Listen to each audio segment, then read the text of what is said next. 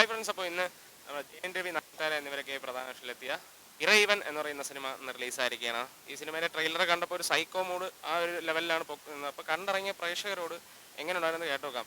അവർ ഭ്രാന്തായെന്നുള്ളതും കൂടെ കേട്ടു നോക്കാം. ഏത് മൂവി?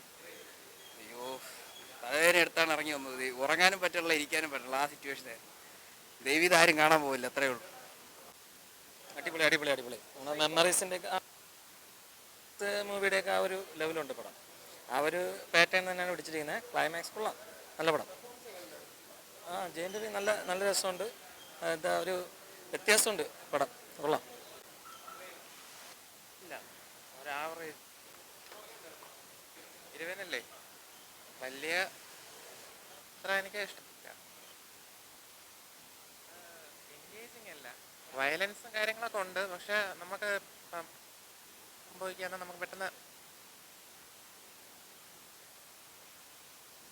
ബാക്കിയുള്ളവർക്ക് കണ്ടിട്ട് നോക്കാം.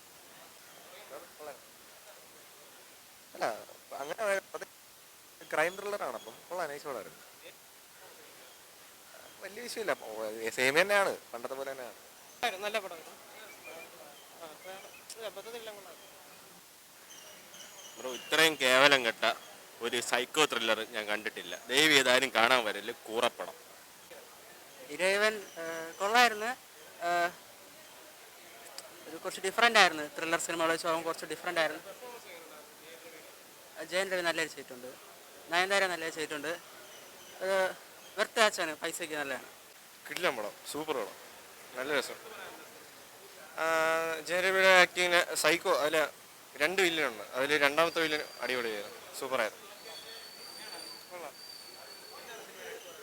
എടുത്തു പറയാനുള്ളത് ആ ഒരു സൈക്കോ തരം കൊള്ളാം, ഗുമ്മുണ്ട്. കൊള്ളാം, സൂപ്പർ, നല്ല പടമാണ്, നല്ല പടമാണ്. പറഞ്ഞാൽ ഭയങ്കര ട്വിസ്റ്റാണ്.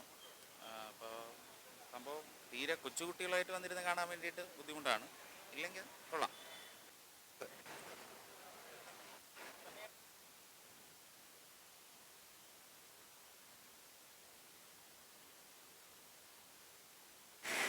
പക്ക പെർഫോമൻസാണ്. എന്ന് വെച്ചാൽ ഇപ്പോൾ ഫസ്റ്റ് ഹാഫൊക്കെ നല്ല പൊളിച്ചിട്ടുണ്ട്, കാര്യങ്ങൾ എടുത്ത്.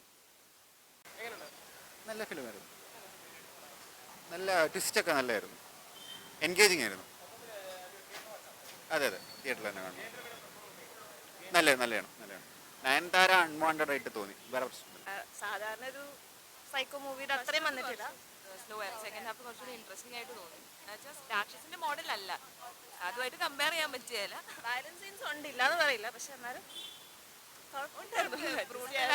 ചെറിയ പിള്ളേർക്ക് വാച്ച് ചെയ്യാൻ കുഴപ്പമില്ല. അതിന് ഭയങ്കര മോശം എന്ന് പറയാനില്ല.